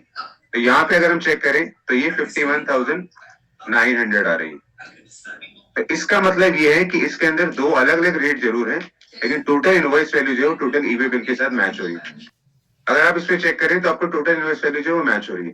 देखिए ये ईवे बिल के अंदर ये कंडीशन मैंडेटरी है कि अगर एचएसएन नंबर अलग अलग है बिल के अंदर तो आपको भी यहाँ पे अलग अलग ही मेंशन करने हैं, ठीक है, अगर HSN नंबर सेम ही है, सपोज यहाँ पे सेम HSN नंबर होते, तो तब आप उस केस में क्या कर सकते हैं, आप अलग अलग दिखाने की जरूरत नहीं है, तब आप यहाँ पे लिख सकते हैं कंप्यूटर प्रोडक्ट्स, ठीक है, और HSN नंबर आपका सेम ही हो गया, तो यहाँ पे आप 2 क्वांटिटी कर दीजिए। और अगर टैक्स की वैल्यू भी सेम है, टैक्स का रेट की वैल्यू जो है वो भी सेम है, तब आप उसको एक ही के अंदर दिखा सकते हैं, एक ही के अंदर आप सारा जो है उसके अंदर प्लस करके दिखा सकते हैं। अगर लेकिन टैक्स की वैल्यू अलग है, HSN नंबर अलग अलग है, तब आपको उसमें अलग अलग ही दिखाना होगा। ठीक है, यहां तक अगर किसी को क्वेश्चन है तो पूछ सकता है। ई-वे बिल का जो हमने ये पोर्टल है जिसमें हमने ये ई-वे बिल कैसे बनाना है, अगर यहाँ पे तक किसी का भी कोई भी डाउट है तो वो पूछ सकता है वो। सर इसमें अगर हम लोग ने जिस दिन इनवॉइस बनाया है उस दिन अगर हम लोग ई-वे बिल नहीं बनाते हैं, नेक्स्ट डे 1-2 दिन के बाद बना, तो उसका क्या इफेक्ट रहेगा इसमें, मतलब क्या इसमें ड्यू डिलिजेंस होना चाहिए? देखिए उसमें क्या होगा, उसमें क्या होगा कि आपने माल जो भी बिल बनाया है आपने, देखो बिल बनता है उसके अंदर कई ऑप्शंस आती है कि हाँ डिस्पैच थ्रू, या फिर ट्रांसपोर्ट का नेम आ जाता है कभी कभी, या फिर ई-वे बिल नंबर भी कभी कभी कई इनवॉइसेस नंबर के अंदर कॉलम बने होते हैं जो। तो अगर आप ई-वे बिल 2 दिन बाद बनाते हैं तो वो ई-वे बिल नंबर जो है और ई-वे बिल की डेट जो है आपकी बिल की डेट के साथ मैच नहीं होगी। तो मैं यही कहूंगा कि राइट प्रोसीजर तो यही है कि जिस दिन आपने ई-वे बिल बनाना है तो उसी दिन आप बिल बनाइए, अदरवाइज बिल को कैंसिल कर दीजिए, वो ज्यादा सही रहेगा वो। ठीक है, और किसी भी क्वेश्चन अगर यहाँ तक जो भी मैंने कराया है उसमें किसी को कुछ नहीं समझ में आ रहा हो तो तभी मैं आगे बढ़ पाऊंगा। ई-वे बिल पे ऊपर के जो पोर्शन है सप्लाई एक्सपोर्ट वाले जॉब वर्क जी, ये एक बार आप डिफाइन कर दीजिएगा। हाँ ये मैं बता देता हूँ। देखिए नॉर्मली जो 80% वाले केसेस होते हैं उसके अंदर सप्लाई यूज होता है। ठीक है, इसमें क्या है कि आपने किसी को माल बेचा है, वो माल आपने बनाया है, वो माल डिलीवर होने उसके पास जा रहा है, तो जब डिलीवर होने जा रहा है तो बस आपने उसका पार्टी का नाम डालना है, कंडीशन डालनी है, और आपने नॉर्मली जो सेल का है, जो सप्लाई का जो बटन है वो यहाँ पे क्लिक कर देना। लेकिन सेकंड वाला है एक्सपोर्ट। एक्सपोर्ट के अंदर क्या होता है कि एक्सपोर्ट हमेशा जो है पार्टी, उसके बाद अनरजिस्टर्ड पार्टी होती है, उसके बाद जीएसटी नंबर नहीं होता है, लेकिन पार्टी जो है वो अदर कंट्री की होती है। ठीक है ना, अदर इस बारी स्टेट भी अदर नहीं है, इस बारी अदर कंट्री है। तो उस केस में क्या होता है, वो जो माल जो है वो आपका जो डॉक पे जाएगा, जो भी वहां पे कस्टम ऑफिस में जब जाएगा, तो आपने ये कंडीशन उसमें बतानी है ई-वे बिल के अंदर कि ये एक्सपोर्ट के लिए माल जा रहा है। ठीक है ना, तो वो जब वेरिफिकेशन होगी तो वो एक्सपोर्ट के अकॉर्डिंग ही होगी। क्या मालूम आप एक्सपोर्ट करने जा रहे हैं लेकिन आपने उसके अंदर गन्स भी डाल रखे हैं या बॉम्ब्स भी डाल रखे हैं, तो उस केस में क्या होगा कि उसमें वेरिफिकेशन करना उनके लिए थोड़ा सा मुश्किल हो जाता है। ठीक है, तो वो कंडीशन उसके अंदर ऐसी ना आ जाए, तो इसलिए एक्सपोर्ट होता है। फिर है जॉब वर्क। जॉब वर्क में क्या है कि आपके पास कभी कभी माल कोई आता है, वो माल पूरा बिल्कुल बना होता है, वो पहले से ही बना होता है, बस आपने क्या करना है उसके अंदर रिपेयर या फिर कोई हल्की सी मॉडिफिकेशन करनी है। सपोज कोई माल जैसे आपने बनाया है, बस उसके अंदर आपने पेंट का काम करना है। कई लोग होते हैं सिर्फ पेंट करते हैं उसके ऊपर, माल पूरा वैसे का वैसे बना, कोई पार्ट्स आपने उसके अंदर नहीं क्रिएट करा है, कोई नई चीज नहीं बनाई है, बस आपने उसके अंदर पेंट किया है। ठीक है, या फिर कभी कभी सिर्फ टेस्टिंग के लिए आ रहा है कि हाँ जी आप ये टेस्ट कर लीजिए कि सब कुछ वायरिंग ठीक है या नहीं है, या फिर ये चल पाएगा या नहीं चल पाएगा, तो उस केस में क्या होता है, तब आप जॉब वर्क दे रहे होते हैं। ठीक है, जॉब वर्क का मतलब ही यही है कि माल को आप नहीं बनाते हैं, माल को जो है कोई और बनाता है, आप सिर्फ उसको फिनिशिंग करके देते हैं बस। ठीक है ना, कोई भी हल्की सी मॉडिफिकेशन जो उसके अंदर करनी है वो करके देते हैं। ठीक है, फिर है एसकेडी और सीकेडी। अगर आपका कोई गवर्नमेंट से रिलेटेड वाले प्रोजेक्ट्स है तब आपने ये वाली जो ऑप्शन है वो यूज करनी है। ठीक है, फिर है रिसिप्टेंट नॉट नोन। अगर आपको ऐसा लगता है कि आपने कोई भी सेल करी है लेकिन आपको पार्टी का नाम जो है वो नहीं पता, ठीक है, पार्टी का नाम नहीं पता, तो ऐसा तो हो नहीं सकता। लेकिन पार्टी बेसिकली इसमें क्या होगी, वो होगी अनरजिस्टर्ड पार्टी, वो जीएसटी वाली पार्टी नहीं होती बस। ठीक है ना, तो जीएसटी वाली पार्टी अगर नहीं है तो जिसके अंदर क्या होगा कि जीएसटी नंबर आपको नहीं लिखना पड़ेगा। जब आप जब ये वाली ऑप्शन आप जब लेंगे, आपने कोई भी माल को सेल करा लेकिन वो पार्टी जो है वो अनरजिस्टर्ड पार्टी है। ठीक है, तो अनरजिस्टर्ड पार्टी का तो सबसे पहला रूल यही हो गया कि उसके पास जीएसटी नंबर नहीं होता है। ठीक है ना, तो उसमें क्या है, आपके पास नाम जरूर होगा लेकिन वो नाम जीएसटी पोर्टल पे या जीएसटी नंबर के अकॉर्डिंग कुछ भी उसमें नहीं ऐसा वेरिफिकेशन हो पाती है, तो इसलिए ये वाली ऑप्शन यूज होती है, रिसिप्टेंट नॉट नोन। ठीक है, फिर है for own use. For own use का मतलब होता है कि एक गोडाउन, अपने ही एक गोडाउन से दूसरे गोडाउन के अंदर आपने वो माल भेजा है, दोनों गोडाउन जो है वो आप ही के हैं, आपने बस माल को मूव करा है एक गोडाउन से दूसरे गोडाउन के अंदर, ठीक है। फिर है एग्जीबिशन और फेयर्स। कभी कभी ऐसा होता है कि हम अपना माल जो है एग्जीबिशन या फेयर्स के लिए भेज देते हैं, मेले वेले के लिए भेज देते हैं कि ओके कोई नहीं, यहाँ पे मेला लगा है तो हम लोग माल यहाँ पे रखते हैं, मे भी शायद कुछ बिक जाए इसके अंदर। तो अगर आपको लगता है कि आपने माल जो है एग्जीबिशन या फेयर के लिए भेजा है, उस केस में क्या होता है, सेल नहीं हुई होती है, आपने ईबे बिल जनरेट कर रखा है लेकिन सेल नहीं हुई है, ठीक है। उसमें आपको जो है एग्जीबिशन और फेयर वाली ऑप्शन चूज करनी है कि ये माल में भी सारा का सारा वापसी आ सकता है। अगर बिक गया तो वहीं पे कोई ना कोई बिल जनरेट हो जाएगा, लेकिन अगर नहीं हुआ तो सारा का सारा जो माल है वो वापसी आ सकता है। फिर लाइन सेल्स भी गवर्नमेंट से रिलेटेड वाली चीजें जो होती हैं उसके अगेंस्ट होता है। ये मैक्सिमम जो है वो 10% केसेस में ही यूज होता है, 80% या 90% वाले में ये यूज नहीं होता है। और अगर आपको लगता है कि इनमें से कोई भी ऑप्शन आपको नहीं समझ में आ रही है, फिर नहीं क्लियर हो रही है आपकी ईवी बिल की कंडीशन के अकॉर्डिंग, तब आप उसको अदर्स में लिख सकते हैं, ठीक है ना। अदर्स पे जब आप क्लिक करेंगे तो यहाँ पे मेंशन कर दीजिएगा कि इस एक्टिविटी के लिए आपने ये ईवी बिल जो है वो बनाया, ठीक है। ये क्लियर हो? जी ये क्लियर है। अब क्वेश्चन ये उठता है कि जो पार्ट बी ट्रांसपोर्टर का है, जी कई बार ऐसा होता है कि ट्रांसपोर्टर की आईडी हमारे पास नहीं होती क्या, जी, तो क्या हम पार्ट ए फिल करके सबमिट कर सकते हैं कि वो नहीं। ट्रांसपोर्टर होगा? नहीं, आप नहीं सबमिट कर सकते हैं। आपको पार्ट बी जो है वो तो भरना ही पड़ेगा, तभी आपका ईबे बिल जनरेट होगा। पार्ट ए बना के बस आप एक तरह से सेव कर सकते हैं, लेकिन ये जो आप पोर्टल पे अगर आप बना रहे हैं तो पोर्टल पे वो एप्लीकेबल नहीं होता है वो, तो इसमें सेव का तो ऑप्शन है ही नहीं ना जी। इसमें सेव का तो ऑप्शन है ही नहीं। हाँ मैं वही तो कह रहा हूँ, पोर्टल पे वो एप्लीकेबल नहीं होता। वो जो ऑप्शंस हैं वो आपके सॉफ्टवेयर, जो आप अकाउंटिंग सॉफ्टवेयर यूज कर रहे हैं वहां पे वो चल जाता है, वहां पे आप सारी चीजों को फिलअप करके सेव कर सकते हैं। फिर जब पार्ट बी की डिटेल आएगी तो आप उसको फिलअप करके फिर आप वहीं से जनरेट कर सकते हैं ईबे बिल। आपको पोर्टल पे भी जाने की जरूरत नहीं है फिर। इसमें सेल्फ रिलेटेड प्रॉब्लम है तो 5 वर्षों में करके भेज सकता हूँ, तो उसमें कोई ट्रांसफर है और उनका रेसिंग नंबर या कोई आईडी दे दिया, वो तो पार्ट ए के अंदर ही आता है, पार्ट बी तो वो फिलअप करता है, तो ट्रांसफर है। नहीं, पार्ट बी भी हम ही सिलेक्ट करते हैं। अगर आप ईबे बिल बना रहे हैं तो पार्ट बी भी हम ही सिलेक्ट करते हैं। नहीं, अभी सोचिए मेरे ट्रांसपोर्टर के पास माल भेजा, ट्रांसपोर्टर बोला आज नहीं 2 दिन बाद मेरा माल जाएगा, गाड़ी होगा उसके बाद जाएगा, तब तक पार्ट बी तो ट्रांसपोर्टर फिलअप करेगा ना। हाँ तब तक पार्ट बी तो फिलअप नहीं हो पाएगा। हाँ बट वो भी तो मैं जनरेट कर ही सकता हूँ पार्ट ए करके। पार्ट ए करके जनरेट नहीं कर पाएंगे ना, वो आपका जो ईबे बिल बनेगा वो वैलिड नहीं होगा आपका। मैं आपको बता रहा हूँ ना, वो वैलिड नहीं होता, वो पूरा प्रॉपर ईबे बिल नहीं निकलेगा फिर। सही है कहा। अगर आप सोचे कि यहाँ पे ट्रांसपोर्ट आईडी है वो ब्लैंक छोड़ दें, ट्रांसपोर्ट नेम ब्लैंक छोड़ दें, ठीक है ना, यहाँ पे व्हीकल नंबर है वो ब्लैंक छोड़ दें, ठीक है ना, तो जब आपका ईबे बिल बनेगा वो मैंडेटरी नहीं होगा। ट्रांसपोर्टर आईडी तो मुझे डालना ही पड़ेगा, नहीं तो आपका सबमिट ही नहीं होगा। हाँ वो तो सबमिट ही नहीं होगा ना, लेकिन व्हीकल नंबर अगर आप नहीं डालते हैं तो जो भी वो ईबे बिल जनरेट होगा वो वैलिड नहीं होगा। वो आप समझे मेरी बात को, वैलिड नहीं होगा वो। नहीं सर, विदाउट आईडी और विदाउट सर व्हीकल नंबर के भी सबमिट हो जाता है सर। नहीं सबमिट हो जाता है लेकिन वो वैलिड नहीं होता है। आपको पार्ट बी जो है वो तो डिटेल देनी ही पड़ेगी ना बाद में फिर। नहीं सर वैलिड भी होता है, क्योंकि ट्रांसपोर्टर जैसा कि अभी इन्होंने बताया कि जो ट्रांसपोर्टर है वो 1-2 दिन बाद जाता है। कई बार मैंने भी बनाया हुआ ईबे बिल पार्ट बी में छोड़ देता हूँ, 1-2 दिन बाद जो भी ट्रांसपोर्टर है वो पार्ट बी भर के और अपना व्हीकल माल जो डिस्पैच करता है, व्हीकल उसका जो भी जाता है उस पे वो लेके जाता है। हाँ मैं वही कह रहा हूँ ना, अगर आपको कॉन्फिडेंस है पूरा कि वो भर देगा सही चीजें या सब कुछ कर देगा, तब आप रिस्क ले सकते हैं। अदरवाइज मैं ये कहूंगा कि आप ऐसा कोई रिस्क मत लीजिए। पार्ट बी अगर आप खुद ही फिलअप कर ले तो ज्यादा बेटर है।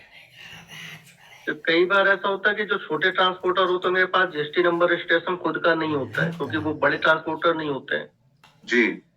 तो वो ऐसा रहता है कि छोटे ट्रांसपोर्टर में खुद का रजिस्ट्रेशन नहीं है, जीएसटी नंबर नहीं है, ट्रांसपोर्टर आईडी उनके पास है ही नहीं। तो ऐसा होता है कि पार्ट बी जो होता है वो जब भी गाड़ी जाएगी तो अपना एक सेकंड जो ट्रांसपोर्टर रहता है उसके थ्रू वो बनवा के लेके जाते हैं, क्योंकि वो गाड़ियां अटैच पे चलती हैं ना कि खुद की चलती हैं। हाँ तो उसमें आपको तो पहले अपना इंटरनल प्रोसेस के अगेंस्ट आपको सारी चीजें पहले जो है कंफर्म करनी पड़ेगी ना, कि माल तू भेज रहा है कोई और भेज रहा है, ठीक है ना। जो भी भेजा है तो उसकी गाड़ी नंबर या उसका डेट या फिर ट्रांसपोर्ट आईडी जो वो सारी चीजें आपको चाहिए होंगी। आपको ट्रांसपोर्ट डॉक नंबर और डेट भी तो डालनी है ना यहाँ पे। बिल्टी किसके हाँ, नाम से वो- जनरेट हो रही है, वो सारी चीजें आपको यहाँ पे देनी पड़ेगी। अगर आप इसको नहीं भरेंगे तो वो आपका जो वैलिड नहीं होता है वो मूवमेंट के वो लिए। मेरे पास कंपनी को ट्रांसपोर्टर का हेडेक है, मेरा नहीं। तो ट्रांसपोर्टर कहता है कभी कभी कि आप पार्ट भी छोड़ दीजिए, मैं फिल कर दूंगा। हाँ, तो मैं वही कह रहा हूँ, अगर आप कॉन्फिडेंट है कि वो सही भर लेगा तब आप उस पर रिस्क ले सकते हैं। अदरवाइज जो राइट ऑप्शन है उस केस में क्या है कि अगर आप ये वाली डिटेल खुद ही भर लें तो ज्यादा बेटर है। क्योंकि जो छोटे एरियाज होते हैं वहां पे डे टू डे ट्रांसपोर्टर की जो गाड़ियां होती है वो लंबे टूर पे नहीं निकलती है। हाँ, मैं समझ गया, वो शेयरिंग में चलती है कहीं, या फिर कहीं जो है वो थोड़ी देर बाद चलेंगे, जैसे वो सारी चीजें होती है तो होल्ड करके रखते हैं वो। तो पार्ट भी अगर वो सही ढंग से भर सकता है, आप कॉन्फिडेंट है कि हाँ आपका सही हो जाएगा, तो आप उसमें रिस्क ले सकते हैं। अदरवाइज अगर आप खुद भर देंगे तो उसमें आपको बिल्कुल क्लियर हो जाएंगी चीजें। कभी कभी ऐसा होता है कि पार्ट भी उसने गलत भर दिया, अगर कुछ भी गाड़ी नंबर गलत डाल दिया, कोई भी ऐसी चीज उसने गलत डाल दी जिसकी वजह से माल आपका रुक गया, तब उस केस में क्या होगा, आपको ई वे बिल कैंसिल ही करना पड़ेगा, फिर आपको नया जनरेट करना पड़ेगा। जी। और ठीक है। सर मेरा क्वेश्चन ईवे बिल का नहीं था सर, जीएसटी का था, टीवी से रिलेटेड। तो क्या बता देंगे? एक मिनट में अगर पहले ही पूछ लूं, किसी और का कोई क्वेश्चन तो नहीं है इससे रिलेटेड ई वे बिल वाले से? सर ई-वे बिल्स पे सर मुझे पूछना था, जी, अगर हम लोग एसी मैन्युफैक्चर करते हैं और वो रेंट पे दे रहे हैं कस्टमर को, तो उसका ई-वे बिल बन सकता है, बना या नहीं बना? आप एसी परचेज करते हैं और आप रेंट पे दे एसी रहे हैं। मैन्युफैक्चर करते हैं, जी एसी मैन्युफैक्चर करते हैं और वो रेंट पे देते हैं कस्टमर को, जी, तो उसका अगर 50 किलोमीटर से ज्यादा है ऐसे तो मेरे 10 यूनिट जा रहे हैं ऐसे, तो उसका ई-वे बिल बनेगा या नहीं बनेगा? नहीं उसमें बनेगा आपका। अब आप उसमें अदर्स वाली ऑप्शन चूज कर लीजिएगा ना, अदर्स में आप मेंशन कर दीजिएगा कि हाँ ये वाले पर्पस के लिए जा रहे हैं एसी, ठीक है ना। आपने सेल नहीं करी है वो, एक तरह से एग्जीबिशन जैसे फेयर होता है, आपने सेल नहीं करी है वो, राइट, ठीक है ना। हम लोग सर्विस प्रोवाइड कर रहे हैं।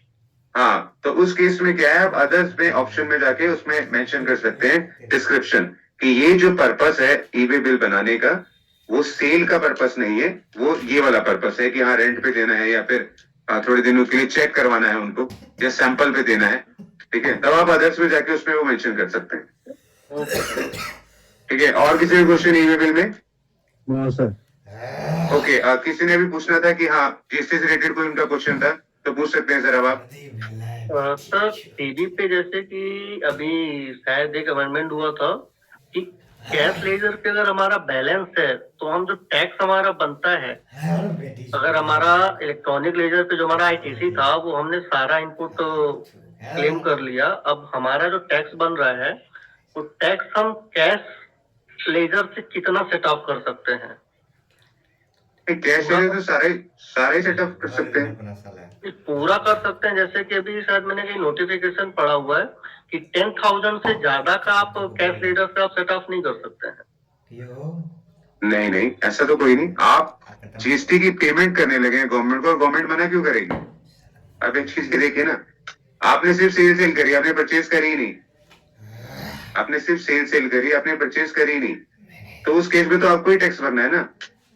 आपके पास हाँ, तो उस केस में अगर आपके पास इनपुट है ही नहीं है, अगर इनपुट जीरो है अगर आपका, तो आप तो कैश लेजर ही यूज करोगे ना टैक्स भरने के लिए, तो उस केस में गवर्नमेंट मना क्यों करेगी? तो जब हम सेट ऑफ करते हैं तो कैश लेजर से ही एडजस्ट कर लेगा, तो हाँ। कैश लेजर हमारा पड़ा हुआ है। बिल्कुल वो कैश लेजर से ही एडजस्ट कर लेगा उसका।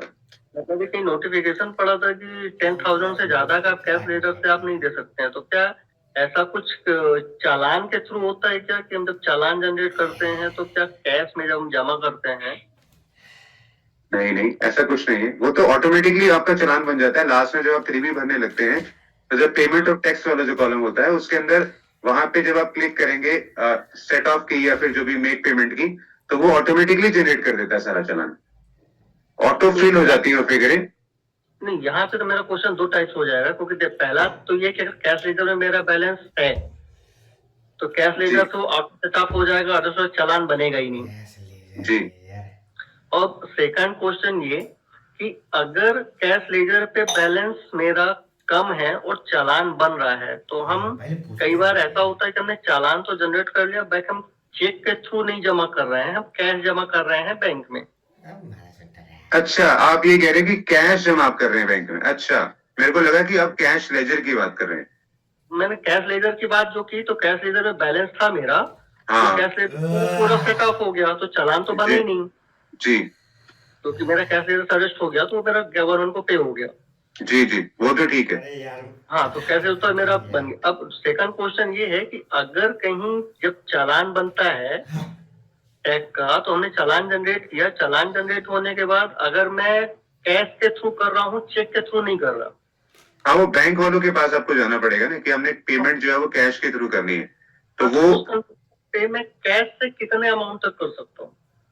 नहीं, उसमें तो देखिए अमाउंट का कोई रूल नहीं है। आपको पहले जो है उसमें बैंक में डिपॉजिट करवाना पड़ेगा, आपको कैश जो है अपने अकाउंट में डिपॉजिट करवाना पड़ेगा ना। सर वो लेजर में बता रहे हैं चालान बना के कैश से कितने तक की पेमेंट कर सकते हैं, वो ये कह रहे हैं। नहीं, मैं शायद कहीं कंफ्यूज हो रहा हूँ। आप ये बात कह रहे हैं, अब आप ये में एक चालान जनरेट करिए ना सर। चलो हटो हटो तो यार कुनो आप ये कह रहे हैं कि रखो हाँ, ये क्रेडिट चालान पैसा है तो उससे मांगने चलाते अगर एनी अदर पेमेंट में आ जाएंगे, प्रोसीड कर देंगे। तो आप ये कह रहे हैं कि यहाँ पे हम कोई भी वैल्यू भर देते हैं, सपोज 1 लाख रुपए, जी ठीक है, तो आप ये कह रहे हैं कि ये 1 लाख रुपए हम कैश के थ्रू बैंक में जमा करेंगे। जी हाँ, कैश के थ्रू हम अपने अकाउंट में नहीं जमा कर रहे हैं, हम डायरेक्ट चालान को कैश में पेमेंट कर रहे हैं। तो उस कंडीशन में तो देखिए ओवर द काउंटर वाली जो ऑप्शन होती है वो ये यूज होती है। तो इसमें अगर आप देखेंगे वो 10,000 बोल रहा है, वो जो आप अभी बात कर रहे थे। तो अगर आप ये वाली ऑप्शन को चूज करना चाह रहे हैं तब आप उसके पे अपनी जीएसटी तो भर ही नहीं पाएंगे ना। तो वही उसमें लिमिट है कि 10,000 से मैं कैश में ज्यादा जमा नहीं कर सकता डायरेक्टली। हाँ, तो उसमें तो आप अपना जीएसटी के रिटर्न जो है वो भर ही नहीं पाएंगे ना, आपके अकाउंट में पैसे ही नहीं आएंगे जब। जी हाँ, तो मैं वही कर रहा हूँ। तो उस केस में कंडीशन ही यही है ना कि पहले आप अकाउंट में जमा कर लीजिए और फिर आप पेमेंट कर दीजिए चेक काट के। ओके। तो आप कैश में मत कीजिए। हाँ, अरे यार। कैश में मत कीजिए ना। आप कैश में मत कीजिए, डायरेक्टली बैंक में उतना बैलेंस रखिए और वहां से ई पेमेंट कर दीजिए। नहीं तो कैश डिपॉजिट करवा लीजिए अपने अकाउंट में या किसी के भी अकाउंट में डिपॉजिट करवा लीजिए। सर आजकल तो यूपीआई भी हो जाती है, बारकोड से पेमेंट हो जाती है सर। हाँ बिल्कुल, आजकल तो सारा ऑनलाइन सिस्टम है, वो ज्यादा बेटर है। तो बल्कि आप काउंटर में जाएंगे, कैश गिनेंगे, फिर कैश जमा कराएंगे, 2 या 3 घंटे लग जाते हैं आपके पोर्टल पे पैसे आने के अंदर, डैशबोर्ड में। अब तो सर अपने क्लाइंट्स का ऐसे ही करते हैं, बारकोड बना के उन्हें भेज देते हैं, उनके पॉपअप आ जाता है उनके उस पे पोर्टल पे, और क्या नाम है पेमेंट मेथड पे जो भी उनकी यूपीआई आईडी होती है, और वो डायरेक्ट उसे सीधा वो पे कर देते हैं। बिल्कुल बिल्कुल, वो बेस्ट होता है बिल्कुल। उसमें कोई भी फ्रॉड वाला केस में नहीं आता ना उसमें। सर उसमें हाँ हाँ जी हाँ जी सर, उसमें क्या है ना लायबिलिटी जो होती है क्लाइंट की हो जाती है डायरेक्टली। हाँ, वो लायबिलिटी उसकी हो जाती है वो। तो ई वे बिल बेसिकली आपका ये था, बस आपने यहाँ पे सबमिट कर देना है और उसको जनरेट कर देना है, ठीक है। इसके बाद ओके, ये लॉग आउट हो गया। तो नेक्स्ट क्लास तक आप एटलीस्ट ई वे बिल का जो पोर्टल है उसको आप एक बार चेक कर लीजिएगा, या फिर उसको थोड़ा सा उसको वेरीफाई करके या फिर देख लीजिएगा, सारी चीजें समझ लीजिएगा। फिर बाकी का जो पार्ट है ई वे बिल का, वो पार्ट नहीं है, सिर्फ वो रिपोर्ट्स कैसे जनरेट करनी है या अपडेट कैसे करना है, वो चीजें उसके अंदर है। तो मैं उसमें वो बता दूंगा। और नेक्स्ट क्लास से 9 हमारी जो है 9 जो होती है वो एनुअल रिटर्न होती है।